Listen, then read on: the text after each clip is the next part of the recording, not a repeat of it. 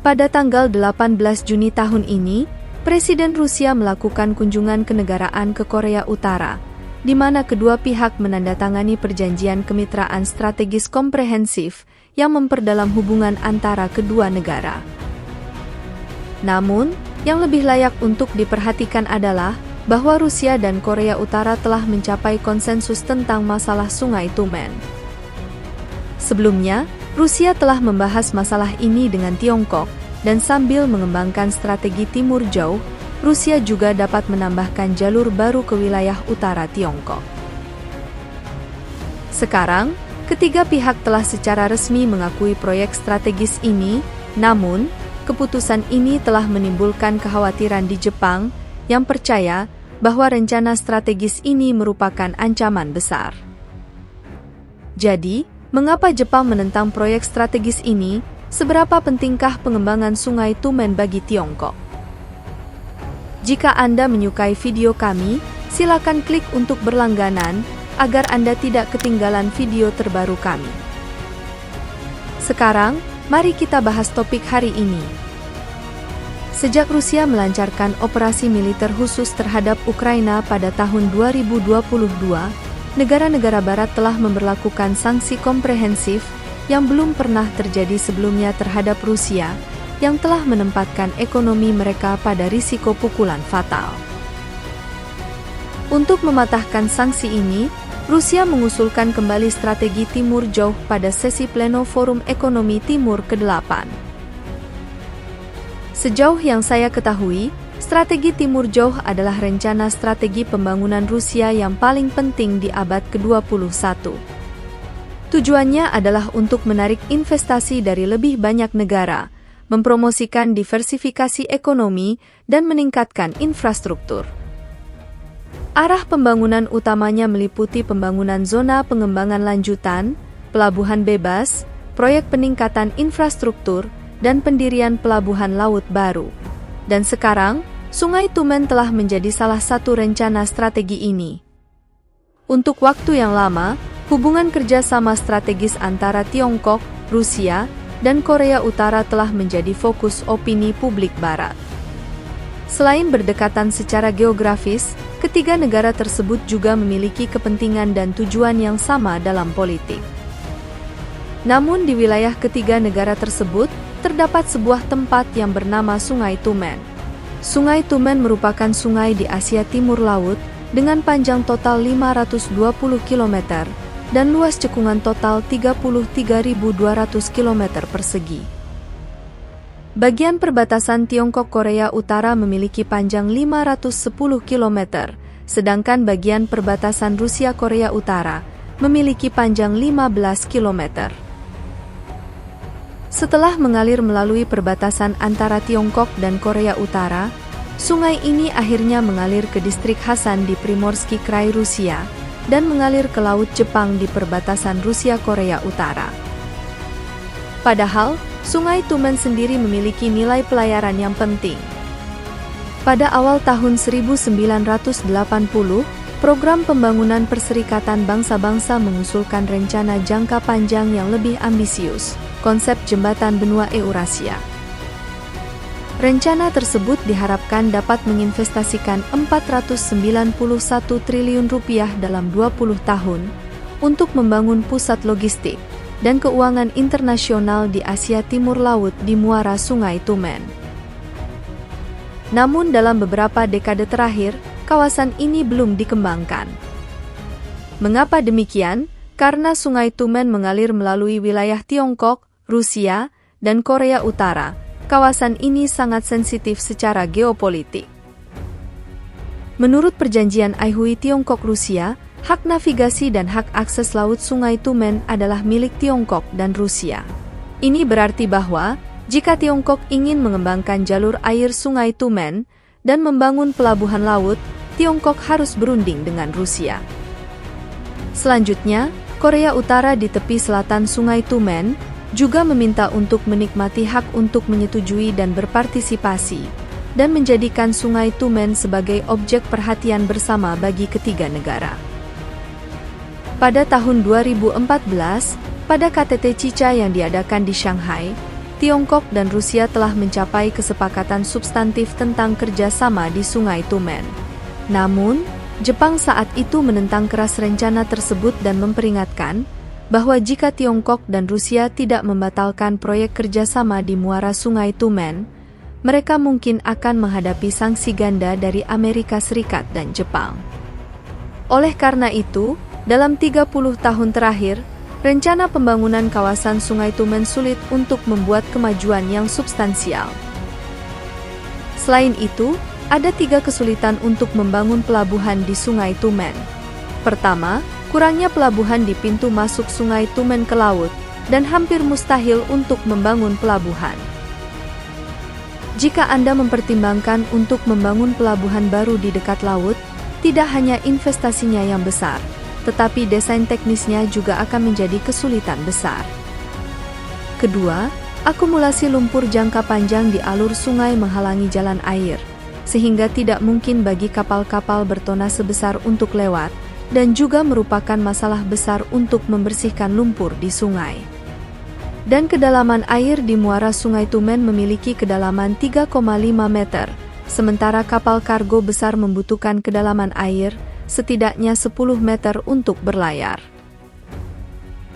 Masalah ketiga adalah jembatan kereta api Korea Utara Rusia. Jembatan itu panjangnya sekitar 530 meter, dan dasar jembatan kurang dari 10 meter dari permukaan air, yang secara langsung membatasi lintasan beberapa kapal bertona sebesar. Faktor-faktor ini secara bersama-sama menghambat pembangunan Sungai Tumen dalam skala besar, mencegahnya menjadi jalur perdagangan dan transportasi air yang penting antara ketiga negara. Namun dalam beberapa tahun terakhir, sejak negara-negara barat mulai memberlakukan sanksi ekonomi terhadap Rusia, untuk membuat terobosan, Rusia telah berpikir untuk menggunakan Sungai Tumen sebagai jalur keluar laut untuk menjadi mata rantai ekonomi baru. Jadi pada bulan Mei tahun ini, ketika Presiden Rusia diundang untuk mengunjungi Tiongkok, ia juga mengangkat masalah navigasi di jalur keluar Sungai Tumen, di perbatasan antara Tiongkok, Rusia dan Korea Utara. Pada saat yang sama, dalam pernyataan bersama Tiongkok-Rusia yang mereka keluarkan, terlihat bahwa kedua negara telah mencapai kesepakatan tertentu. Pada bulan Juni tahun ini, setelah Presiden Rusia diundang untuk mengunjungi Korea Utara, mereka bersama-sama menandatangani perjanjian kemitraan strategis komprehensif, yang bagian terpentingnya adalah penandatanganan perjanjian pemerintah Rusia dan Korea Utara tentang pembangunan jembatan jalan raya lintas batas di Sungai Tumen. Untuk segera mewujudkan rencana ini, ketiga negara akan membuka area blokade sepanjang 15 km, di mana Sungai Tumen mengalir ke laut, untuk menciptakan zona pengembangan pelabuhan bersama, yang dapat digunakan bersama oleh ketiga pihak. Selain itu, jembatan jalan raya di Sungai Tumen juga akan dibuat ulang, untuk menjadikannya pusat transportasi bagi ketiga negara, dan dimasukkan dalam rencana pengembangan Sungai Tumen secara keseluruhan. Untuk mengatasi masalah navigasi kapal, jembatan kereta api Korea Utara Rusia yang ada akan dihancurkan, dan desain jembatan jalan raya yang baru akan mempertimbangkan untuk tidak menghalangi alur sungai. Sinyal-sinyal ini juga menunjukkan bahwa Tiongkok, Rusia, dan Korea Utara akan memulai kembali pembangunan proyek Sungai Tumen. Jadi, apa signifikansi strategis yang akan diperoleh dari pengembangan bersama Sungai Tumen oleh ketiga negara ini?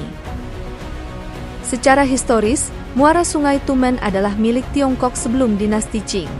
Namun kemudian wilayah ini diduduki oleh Rusia, yang menyebabkan Tiongkok Timur Laut kehilangan satu-satunya pelabuhan lautnya.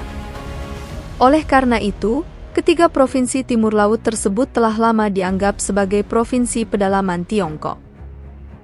Keterbatasan geografis ini berarti bahwa jika kegiatan ekonomi dan perdagangan di wilayah Timur Laut akan dilakukan melalui Laut Jepang, dan mengakibatkan biaya transportasi menjadi mahal. Sekarang, jika wilayah Sungai Tumen dapat dibuka untuk digunakan, hal itu tidak hanya akan menyediakan akses yang mudah bagi Tiongkok Timur Laut ke Laut Jepang, Rusia, Eropa dan Amerika Serikat, tetapi juga membantu Rusia mengaktifkan ekonomi Timur Jauh.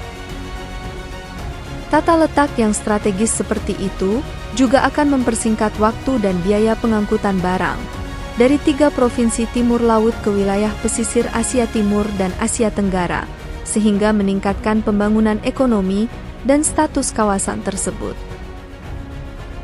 Yang lebih penting lagi adalah bahwa pembangunan muara Sungai Tumen juga akan memiliki nilai strategis militer yang penting bagi pertahanan nasional Tiongkok. Keunggulan geografis ini memungkinkan Tiongkok untuk membentuk armada utara baru di wilayah timur laut.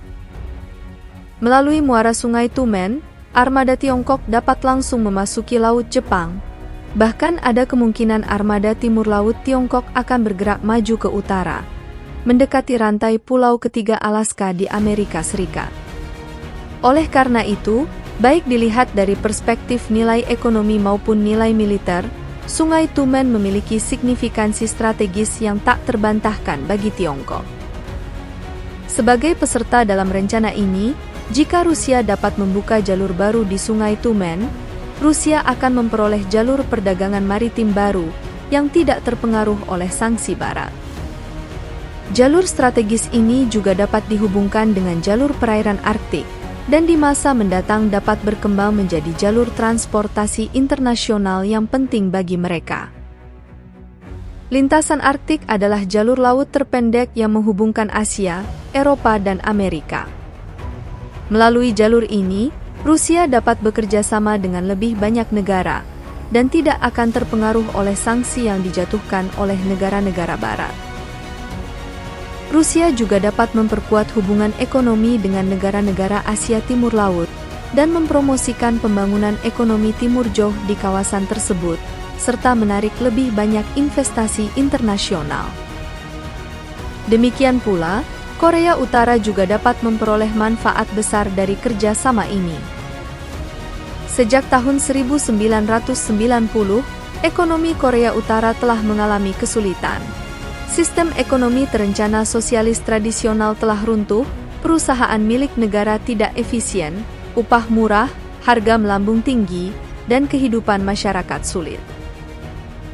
Untuk bertahan hidup, masyarakat Korea Utara mulai berdagang dan beroperasi di pasar semi-legal atau ilegal, sehingga terbentuklah model ekonomi campuran. Kini, setelah muara Sungai Tumen mulai dimanfaatkan, hal itu akan membuka kerjasama ekonomi dan peluang investasi baru bagi Korea Utara, membantu memutus blokade ekonomi negara-negara Barat, dan membangkitkan pembangunan ekonomi. Selain itu, pembangunan bersama Sungai Tumen oleh Tiongkok, Rusia dan Korea Utara juga akan memperkuat hubungan ketiga pihak dan mendorong kerjasama yang lebih stabil. Namun, perlu disebutkan bahwa ketika Tiongkok, Korea Utara, dan Rusia mencapai konsensus tentang Sungai Tumen, hal itu menyebabkan kepanikan di Jepang, dan mereka bahkan kembali mengajukan keberatan terhadap rencana tersebut. Apa alasan Jepang menentang rencana Tiongkok, Rusia, dan Korea Utara untuk bersama-sama mengembangkan muara Sungai Tumen, terutama karena muara Sungai Tumen menghadap Laut Jepang dan memiliki lokasi strategis yang sangat penting. Rencana pembangunan Tiongkok, Rusia, dan Korea Utara berarti bahwa kapal-kapal mereka akan dapat memasuki Laut Jepang kapan saja, yang niscaya akan menimbulkan ancaman tertentu bagi keamanan pertahanan nasional Jepang. Selain itu, pembangunan dan pengembangan muara Sungai Tumen akan mendorong hubungan ekonomi yang lebih erat antara Tiongkok, Rusia, dan Korea Utara, meningkatkan efisiensi pertukaran ekonomi dan perdagangan antara negara-negara ini, dan bahkan dapat mengubah pola dunia yang ada. Dalam konteks ini, Jepang terancam dan harus menentang rencana ini. Meskipun demikian, rencana pembangunan Tiongkok, Rusia dan Korea Utara diperkirakan tidak akan terpengaruh secara substansial oleh penentangan dari Jepang atau Amerika Serikat. Namun, berdasarkan situasi saat ini, infrastruktur di bagian hilir Sungai Tumen perlu ditingkatkan, dan akan membutuhkan waktu dan upaya besar untuk mencapai navigasi penuh. Ketiga negara harus melakukan lebih banyak upaya di masa mendatang untuk mempromosikan rencana pembangunan ini. Agar tidak ketinggalan proyek dan berita terbaru kami, pastikan Anda berlangganan channel kami dan mengaktifkan notifikasi, dan kami akan terus menyediakan video yang lebih menarik untuk Anda.